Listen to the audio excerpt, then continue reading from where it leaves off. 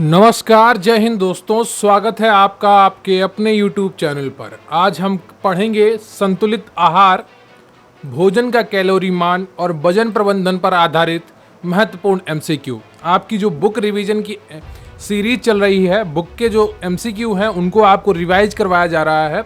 उसमें आज का आपका अगला चैप्टर है संतुलित आहार, भोजन का कैलोरी मान और वजन प्रबंधन।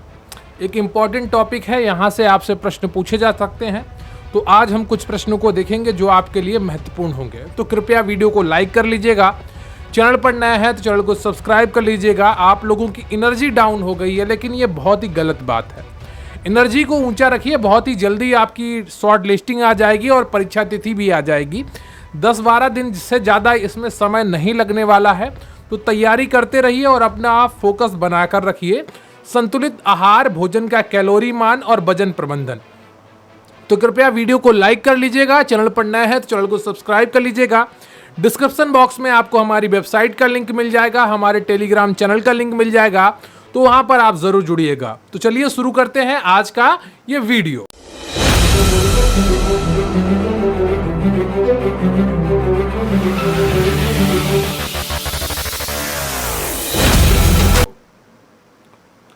तो सबसे पहले बात करते हैं भोजन के घटक के बारे में, उसके बाद हम शुरू करेंगे आज का टॉपिक।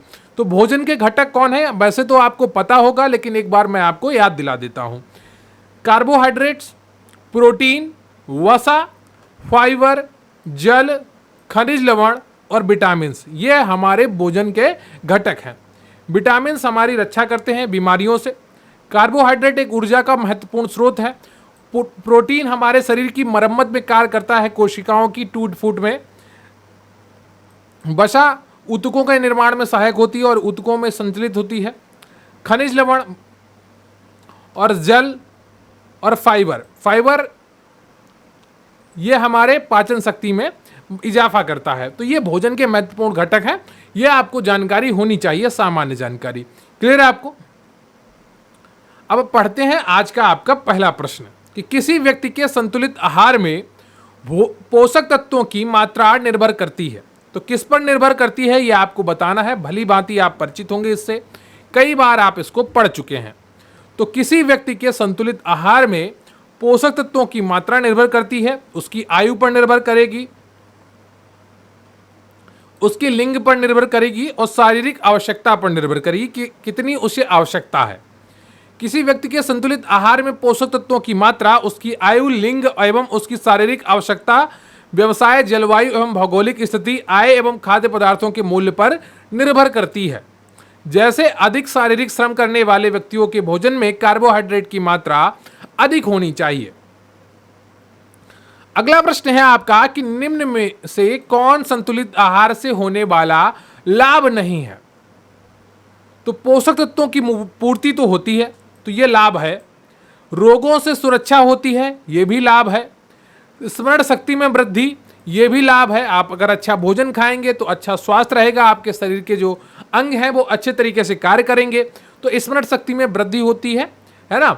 मोटापा में वृद्धि, तो ये संतुलित आहार का लक्षण नहीं है। अगर आप संतुलित मात्रा में आहार लेंगे तो आपका मोटापा बढ़ेगा नहीं, नियंत्रित रहेगा, है ना। ज्यादा होगा तो कम हो जाएगा, पर बढ़ेगा नहीं। क्लियर आपको?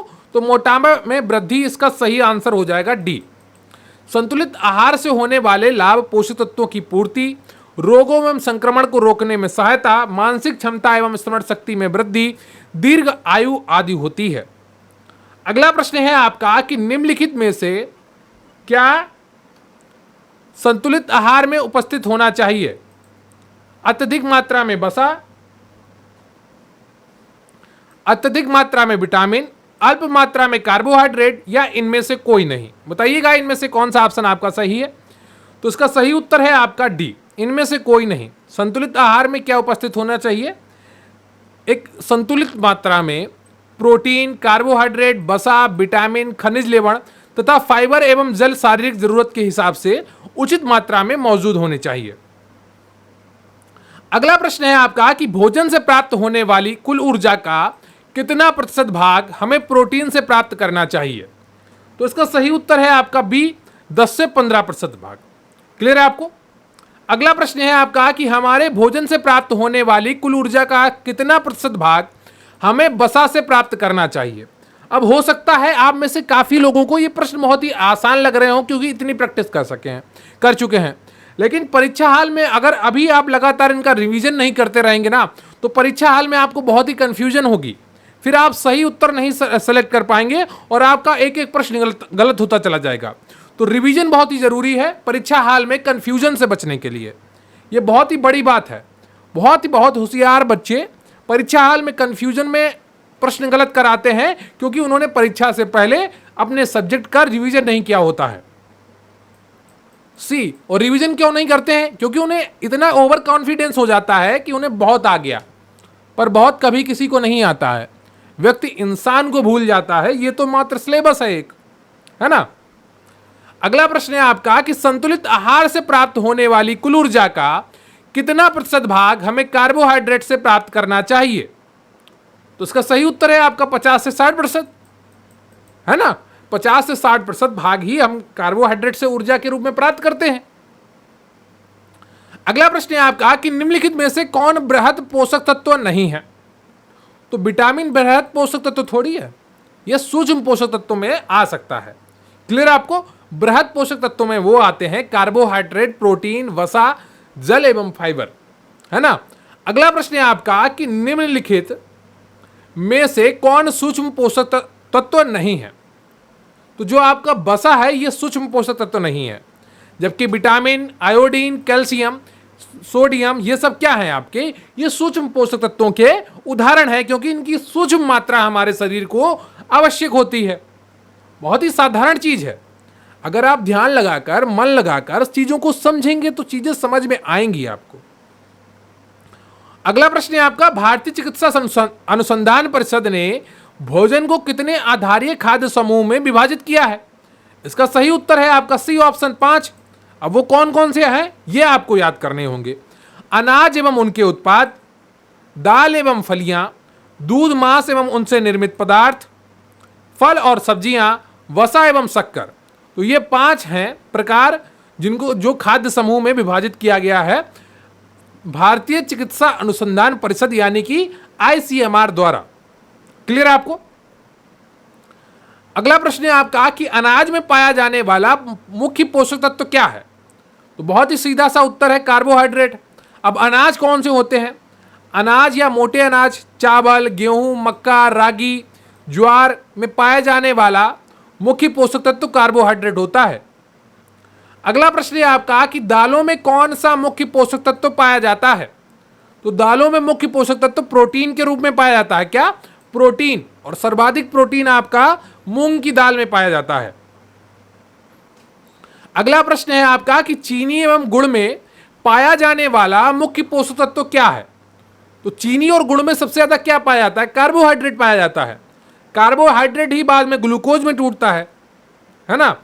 तो ए ऑप्शन आपका बिल्कुल हो जाएगा। इसमें 100% कार्बोहाइड्रेट पाया जाता है, इसीलिए चीनी को खाने से मना किया जाता है, क्योंकि हमारे शरीर को चीनी जो कार्बोहाइड्रेट की आवश्यकता है वो 50 से 60% है। लेकिन हम एक बार में इतना ज़्यादा कार्बोहाइड्रेट ग्रहण कर लेते हैं, एक रसगुल्ले में इतना ज़्यादा होता है कि वो दैनिक कार्बोहाइड्रेट की आवश्यकता को पूरा कर सकता है। लेकिन हम कई रसगुल्ले एक साथ खा जाते हैं, 2, 3, 4, तो जो हमारे शरीर को नुकसान पहुंचाते हैं। अगला प्रश्न है आपका कि फूड गाइड पिरामिड क्या प्रदर्शित करता है। घर में उपलब्ध कुल भोजन या प्रतिदिन खाए जाने वाले अलग अलग खाद्य पदार्थों की मात्रा, या कच्चा भोजन या रसोई में उपलब्ध भोजन। तो उसका सही उत्तर है आपका बी ऑप्शन। जी हाँ, प्रतिदिन खाए जाने वाले अलग अलग खाद्य पदार्थों की मात्रा किससे समझ में आती है? फूड गाइड पिरामिड से। अगला प्रश्न है आपका कि 1 ग्राम वसा के पूर्ण ऑक्सीकरण से लगभग कितनी ऊर्जा मुक्त होती है। तो जब 1 ग्राम वसा का पूर्ण ऑक्सीकरण होता है तो लगभग 9 किलो कैलोरी ऊर्जा मुक्त होती है। ये सब चीजें आपको पढ़ाई जा चुकी हैं और कई बार पढ़ाई जा चुकी हैं।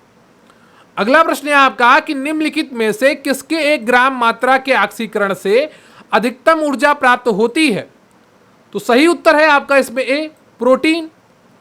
वसा से 9 ग्राम, 1 ग्राम से 9 किलो कैलोरी, प्रोटीन से 4 किलो कैलोरी और कार्बोहाइड्रेट से भी 1 ग्राम में 4 किलो कैलोरी ऊर्जा प्राप्त होती है। बहुत ही सिंपल सी चीजें हैं। अगला प्रश्न है आपका, खाद्य पदार्थों में उपस्थित ऊर्जा के मापन हेतु किस यंत्र का प्रयोग किया जाता है? तो इसका सही उत्तर है आपका सी ऑप्शन, बॉम्ब कैलोरीमीटर। अब आपने अगर बार बार पढ़ा है तो चीजें आपको याद होने लगी होंगी। एक दूसरा होता है बेनेडिक्ट ऑक्सी कैलोरीमीटर। इन दोनों का प्रयोग किया जाता है। इन दोनों के बारे में अगर आपने पिछली क्लास अटेंड की होगी तो आपको पता होगा। अगला प्रश्न है आपका कि 1 ग्राम अल्कोहल से कितनी ऊर्जा प्राप्त होती है? तो इसका सही उत्तर है आपका 7 किलो कैलोरी। अगर आप 1 ग्राम अल्कोहल का सेवन करते हैं तो आपको 7 किलो कैलोरी ऊर्जा मिलेगी। अगला प्रश्न है आपका कि जल की 1 ग्राम मात्रा से हमें कितनी ऊर्जा प्राप्त होती है? तो इसका सीधा सा उत्तर है 0 किलो कैलोरी। जल से हमें कोई भी ऊर्जा प्राप्त नहीं होती है। जल हमारे शरीर के लिए आवश्यक है, पाचन के लिए आवश्यक है, शरीर की क्रियाओं के लिए आवश्यक है, लेकिन जल हमारे शरीर को कोई भी ऊर्जा प्रदान नहीं करता है। अगला प्रश्न है आपका कि निम्नलिखित में से हमारे भोजन में किसकी मात्रा सबसे अधिक होनी चाहिए? तो इसका सही उत्तर है आपका डी, अनाज एवं उनके उत्पादों की।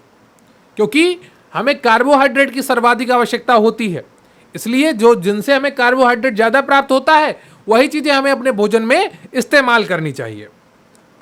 अगला प्रश्न है आपका कि निम्नलिखित में से हमारे भोजन में किसकी मात्रा सबसे कम होनी चाहिए? और इसका सही उत्तर है आपका बसा। अब बसा की मात्रा सबसे कम क्यों होनी चाहिए? यह प्रश्न अगर आपके मन में आ रहा है तो आप बहुत अच्छी पढ़ाई कर चुके हैं। अगर नहीं आ रहा है तो अभी समझिए, क्योंकि प्रति ग्राम बसा से हमें सर्वाधिक मात्रा में ऊर्जा मिलती है, इसलिए हमें बसा की सबसे न्यूनतम मात्रा चाहिए होती है। इतनी सिंपल सी बात है जो आपको समझनी है। क्लियर है आपको? तो हमारे भोजन में बसा की मात्रा सबसे कम होनी चाहिए। अत्यधिक बसा के सेवन से मोटापा, रक्तचाप बढ़ना एवं अन्य समस्याएं उत्पन्न होती हैं। आजकल आप जो बढ़ते हुए रोग देख रहे हैं, हृदय रोग विभिन्न प्रकार के देख रहे हैं, इनका मुख्य कारण है कि अत्यधिक मात्रा में बसा का उपयोग करना। चाउमीन खाएंगे, ब्रेड पकौड़ा खाएंगे, फ्रेंच फ्राइज खाएंगे, इन सब में बसा का बहुत ही अनियमित मात्रा में, बहुत ही अशुद्ध बसा का प्रयोग होता है, जो हमारे शरीर के लिए बहुत ही नुकसानदायक होती है। लेकिन आजकल की ये दिनचर्या बन चुकी है। तो ये 20 प्रश्न आपको करवा दिए गए हैं। उम्मीद करता हूं सभी प्रश्न आपको समझ में आए होंगे और एक एक प्रश्न को आपने ईमानदारी पूर्वक देखा होगा। तो कमेंट करके जरूर बताइएगा कि कुल कितने प्रश्न आपके सही हुए, है ना। अब जो एक रिवीजन कर लीजिए कि बीएमआई क्या होता है। तो बीएमआई बराबर क्या होता है, वजन किलोग्राम में व्यक्ति का और ऊंचाई का भाग दे देंगे, है ना, मीटर और उसको स्क्वायर करके, तो आपका बीएमआई निकल आएगा। व्यक्ति की श्रेणी और बीएमआई स्कोर, ये 20 वर्ष से अधिक उम्र के वयस्कों के लिए है और ये WHO के अनुसार है। व्यक्ति की श्रेणी एक तरफ दिखा है, दूसरी तरफ बीएमआई स्कोर लिखा है। कम वजन 18.5 से कम अगर किसी का बीएमआई स्कोर है तो उसका वजन कम है। वहीं सामान्य वजन तब होगा जब उसका बीएमआई स्कोर 18.5 से लेकर 24.9 के बीच में है। अधिक वजन यानी कि अगर आपका बीएमआई स्कोर 25 से 29.9 के बीच में है तो आपका बीएमआई स्कोर अधिक है। और मोटापा वर्ग में आप तब आ जाएंगे जब आपका बीएमआई स्कोर 30 से 34 के बीच में हो जाएगा, और ये मोटापा वर्ग टाइप 1 है। इसमें टाइप 2 आता है जिसमें बीएमआई स्कोर 35 से 39.9 आता है, और मोटापा वर्ग टाइप 3 आता है जिसमें अगर आपका बीएमआई स्कोर 40 से अधिक हो जाता है, और ये बहुत ही भयानक स्थिति हो जाती है अगर आप मोटापा वर्ग 3 में पहुंच जाते हैं।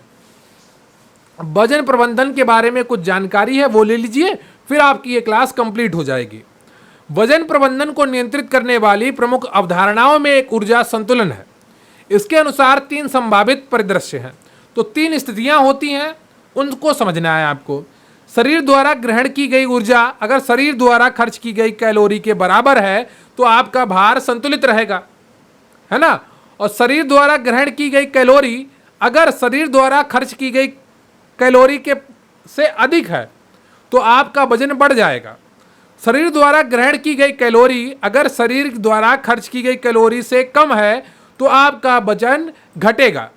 लेकिन अगर आप अचानक से वजन घटाएंगे तो वो भी आपके शरीर के लिए बहुत ही खतरनाक होगा और आपको विभिन्न बीमारियां भी लग सकती हैं। आपको टीबी हो सकता है और इसके अलावा भी कई बीमारी हो सकती हैं। अचानक से आपको वजन नहीं घटाना चाहिए, बहुत ही ज़्यादा आपको भूखा नहीं रहना चाहिए। क्लियर आपको? ना अचानक से वजन बढ़ना अच्छा है, ना अचानक से वजन घटना अच्छा है। दोनों स्थितियां खराब होती हैं। तो आज का ये टॉपिक पूरा कंप्लीट हुआ, जिसमें आपने संतुलित आहार, भोजन का कैलोरी मान और वजन प्रबंधन से जुड़े प्रश्न देखे। ये पार्ट 1 था आपका, पार्ट 2 आपका अगली क्लास में आएगा। तो कृपया वीडियो को जरूर लाइक करिए और पढ़ते रहिए और चीज़ों को समझते रहिए। कमेंट करके जरूर बताइएगा अगर कोई डाउट हो मन में। और बहुत ही जल्दी आपकी शॉर्ट लिस्टिंग आने वाली है, ये मेरा दावा है और इसको मानकर चलिए। ज़्यादा से ज़्यादा 10 से 15 दिन आपको इंतजार और करना पड़ेगा और आपकी शॉर्ट लिस्टिंग आ जाएगी।